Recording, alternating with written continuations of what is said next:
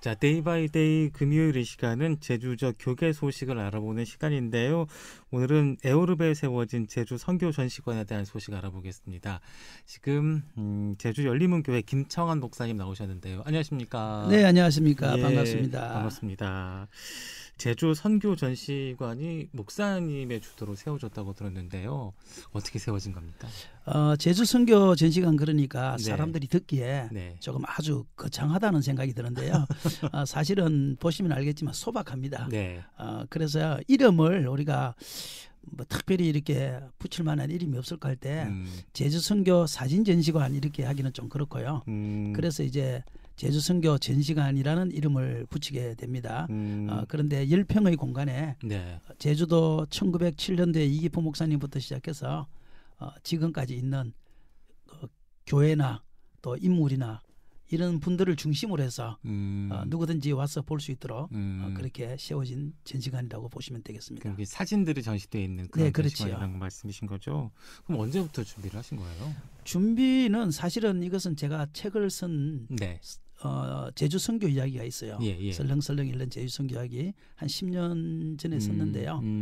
그 책을 좀 더 사람들에게 알릴 수 있는 방법이 없을까. 그래서 사실은 준비는 10년 전에 됐지만 이렇게 공간이 있어야 되고 네. 또 사람들이 와서 보려면 어떤 작품성도 있어야 되고 이런 것들 때문에 주저하다가 이번에 이제 그 주영신학교에서 공간을 조금 네. 무상으로 네. 내어주면서 한번 시도하게 돼서 아. 그것이 이제 사람들이 찾아오면서 너무 좋았다 이런 반응들을 가지게 됐고 그래서 조금 더 좋게 이번에 다시 리모델링 하다시피 하게 된 거지요. 그럼 뭐 잠깐 말씀하셨습니다만 어떤 사진들이 있는 거예요?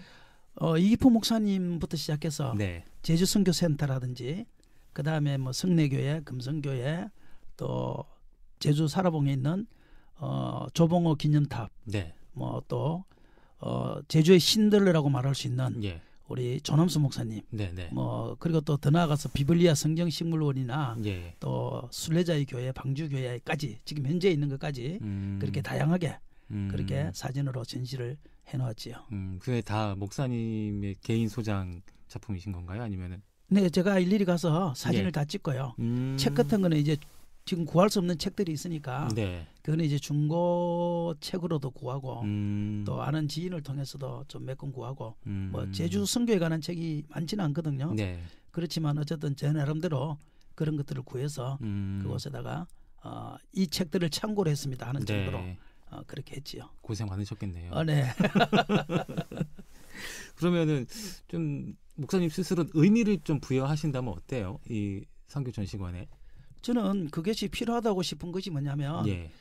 선교가 제주도가 어떻게 이루어졌는지 제주도는 대한민국 최초의 선교지거든요. 네. 그러니까 대한민국 최초의 선교지가 제주도고 대한민국 최초의 선교사가 이기포 목사님인데 네. 그분을 통해서 이제 제주도의 교회가 정식적으로 시작된 것은 1908년도거든요. 네. 그럼 그때부터 그 이전에 있던 예배 공동체까지 해서 어떤 식으로 진행이 됐는지 또 제주도에 유명한 또 신앙인들은 누가 있는지 네. 이런 것들을 사람들이 전혀 관심도 없고 모르고 있어요. 그리고 제주도에 온 지 저도 15년이 지나서야 알았거든요.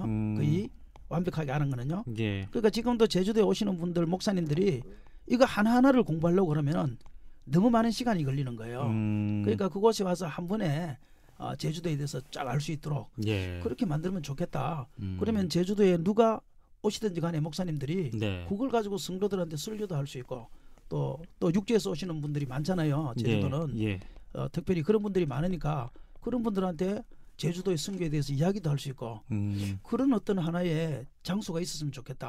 그렇다고 저처럼 뭐 20권 되는 책을 다 읽고 예. 그렇게 할 수도 없는 거니까 예. 그런 어떤 하나의 조그만한 주춧돌이 되었으면 좋겠다. 그런 의미에서 그걸 만들었지요. 목사님이 이때까지 고생하신 시행착오를 좀 줄일 수 있는 그렇죠. 그런 전시관이라는 뜻인데. 네, 맞습니다. 근데 목사님도 15년이 지나서야 뭐 알게 되셨다고 말씀하셨는데. 전체적으로 다 아는 거는요. 제주에는 언제 오셨어요? 저는 2000년 4월달에 왔습니다. 아. 그러니까 지금부터 5년 정도 되었네요. 그럼 제주 선교의 역사에 그렇게 관심을 갖게 되신 이유가 따로 있으세요? 처음에 저도 몰랐는데 예. 이제 육지에서 이렇게 오시는 분들이 네. 관광을 오잖아요. 네. 관광을 오면 관광지만 가는 거예요. 네. 그래서 이제 차량을 이렇게 운전을 해주고 네. 이렇게 하다 보면 관광지 어디 좋은데 있냐 이렇게 묻는데 지나가다 보니까 이기쁜 선교센터가 있는 거예요. 선교센터니까 분명히 기독교잖아요. 그래서 처음에는 저는 그게 잠만 자는 곳인 줄 알았어요. 그래서 어느 날 한번 이렇게 보니까 네. 이분이 대한민국 최초의 선교사라는 거예요. 네. 네. 그래서 이제 그러면 제주도도 이런 선교지가 있겠구나. 네. 그래서 이제 그거를 조금 관심을 가지게 됐지요. 그래서 지나가면서 함덕해수욕장 가면서 한번 들러보고 예를 들면 또 동쪽으로 가면서 시간 있을 때 또 하나 들러보고 이러면서 저도 하나하나 알게 됐죠. 그러면서 이제 책도 찾아보고 또 백년사도 읽어보고 제주도 그러면서 이게 이런 식으로 제주 선교가 진행이 되었구나. 이제 그거를 제가 좀 알게 되고 조금 먼저 알게 됐기 때문에 이제 새로 오시는 분들을 위해서 좀 이제 그거를 하나 만들자 그렇게 된 겁니다. 근데 제주 오셔서 사역하실 때 고생도 많이 하셨다고. 네, 엄청 고생했지요. 특히 제주 문화, 네. 그리고 언어. 네, 네. 우리 제주도 말은 사실은 육지 사람들이 들을 때는 조금 이상하잖아요. 예. 폭삭 속았수다. 네. 수고했습니다. 네. 근데 속은 것 하나도 없수다. 그러면 수고한 것 하나도 없습니다. 네, 네. 얼마나 좋습니까? 네, 네. 또 이 고등어 빛납니다. 네. 그러면 고등어 비쌉니다. 네, 네. 뭐 그런 말이잖아요. 네, 네. 그러니까 그런 어떤 언어적 그 한계 그리고 문화적 그 충격. 예를 들어서 지금 이계포 목사님 시대에는 언어가 다르고 문화가 다르고 이것이 이해가 되잖아요. 근데 지금 100년이 넘었는데 지금도 문화가 다른 거예요. 신구관, 예를 들어서 그렇죠. 예. 뭐 소상제도, 예. 뭐 또 제사제도 이런 모든 또 부조 문화 이런 모든 것이 다 다르니까요. 그 사전적 그 제주도를 공부하지 않은 상태에서 제가 왔기 때문에 이 사람들이 마음이 어떤지 이분들의 어떤 생각이 어떤지를 전혀 모르는 상태였거든요. 그래서 저는 나중에야 고생을 하면서 알았던 것이 뭐냐면 사도 바울이 왜 헬라인에게는 헬라인처럼 로마인에게는 로마인처럼 이라는 단어를 썼는가를 제주도 사람들인데 이 부조 문화 이것이 나쁘다고 말할 것이 아니라 그 부조 문화도 좋은 점이 있을 거 아니에요. 그래서 그 부조 문화를 저는 그 지역의 문화가 기독교에 반대되지 않는다면 그거를 최대한 들어줘도 인정을 해주고 존중을 해주고 또 그것을 활용하자. 그러면서 저는 부조 문화를 굉장히 지금은 좋게 생각하고 있고 또 그걸 통해서 가족들을 전도하는 그 계기를 지금 만들어가고 있지요. 그렇게 고생하시면서 공부를 더 많이 하셨네요. 네, 맞습니다. 제주도 문화도 공부했고요. 네. 그럼 이 전시관이 앞으로 제주 사회에 어떤 역할을 좀 하기를 바라세요? 저는 뭐 큰 역할보다는 저는 이제 이 제주도 선교에 대해서 설교를 교회에서도 하고 있거든요. 네. 근데 목사님들이 제주 선교에 대해서 성도들에게 설교를 해야 된다고 생각해요. 그러면 뭐가 달라지는가 하면 우리 교인도 이제 제주도 분들이 많거든요. 네. 그런데 제주도 사람들은 교회를 부끄럽게 생각해요. 친척, 일가 친척들, 갠당들이 교회를 다닌다고 막 이렇게 나쁜 말로 하면은 구살이라고 그러죠. 예전부터 이제 그렇게 내려온 거니까. 그렇죠. 그게 많습니다. 그러다 보니까 숨어서 교회를 다니는 경우도 많고요. 근데 이 제주 선교 이야기를 하면서 알게 되는 것이 뭐냐면은 제주도의 독립운동이 교회가 주도가 되었고 또 제주도의 여러 가지 이 좋은 이런 것들을 교회들이 이루어나가는 것들이 굉장히 많아요. 거기에 대하여 설교를 하는 그 순간부터 성도들이 교회에 대한 자긍심을 가지게 돼요. 그렇죠. 부끄러워하던 교회. 그러니까 어떤 권사님이 그러더라고요. 자기는 교회 다니는 걸 부끄러워했는데 목사님이 이런 설교를 하시면서 자기는 자긍심을 갖게 됐다고. 그렇죠. 그러니까 우리 교회가 제주도에서 교회만이 했던 위대한 일들이 있습니다. 예를 들어서 사라봉에 가면 그 김만덕 기념탑과 그다음에 의병 기념탑과 조봉호 전도사 기념탑이 세 개가 나란히 놓여 있습니다. 17만 명의 도민들의 성금으로 만든 거예요. 제주도 교회에서 만든 것이 아니에요. 그 사라봉의 그 하나의 우뚝 선 그 탑이 조봉호 전도사의 탑이다.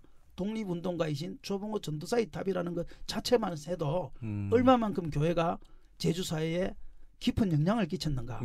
그걸 알 수 있거든요. 근데 우리는 모르고 그냥 지나가잖아요. 그래서 의미가 없는 거예요. 그게요. 그걸 알면은 그걸 볼 때마다 저기 독립운동가 조봉호 전도사님 탑이야. 그러면서 자부심을 느낄 수 있는. 자긍심을 가지게 되죠. 그렇죠. 그래서 제주도 목사님들이 오면 그런 어떤 제주 선교에 대해서 알고 그 제주 문화에 대해서 성도들에게 설교를 하면 성도들도 우리 목사님이 제주도에 대해서 저렇게 많이 아시는구나. 나보다 더 많이 아시는구나. 이제 그런 어떤 그리고 제주도를 정말 사랑하는구나. 그런 마음을 성도들이 가지게 되지요. 그래요. 이제 인터뷰를 마무리해야 되는데 마지막으로 뭐 도민들에게나 성도들에게 하고 싶은 말씀 없으세요? 저는요, 우리 제주도가 예. 자꾸 이렇게 뭐 무시당하는 땅이다, 예를 들어서 뭐 고난의 땅이다, 네. 뭐 흑암의 땅이다 이렇게 네. 말을 하잖아요. 네. 그런데 한 성도님이 80대 된 성도님이 저에게 이런 말을 합니다. 이도정 순교자의 교회 가서 하시는 말씀이 그러더라고요. 계속 울어요. 그래서 저는 우시니까 제가 설교를 잘했나 보다 이렇게 생각했어요. 근데 그분이 하시는 말씀이 이러더라고요. 목사님, 제주도는 축복의 땅입니다. 순교자가 있는 땅은 저주의 땅이 될 수 없고 흑암의 땅이 될 수 없습니다. 자기 동네에는 순교자가 하나도 없었고 자기는 80평생 순교자가 있는 곳에 처음 와봤다는 거예요. 그러면서 하시는 말씀이 하나님이 제주도를 축복하십니다. 목사님이 제주에서 목회하시는 것은 하나님의 축복입니다. 그 말을 딱 듣는 순간요, 전율을 느꼈어요.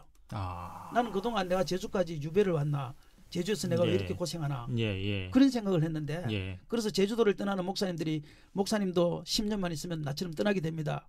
그런 말을 들으면 위안을 받고 이런 심정이었는데 그 말 한마디가요, 제주도는 순교자가 있는 땅이구나.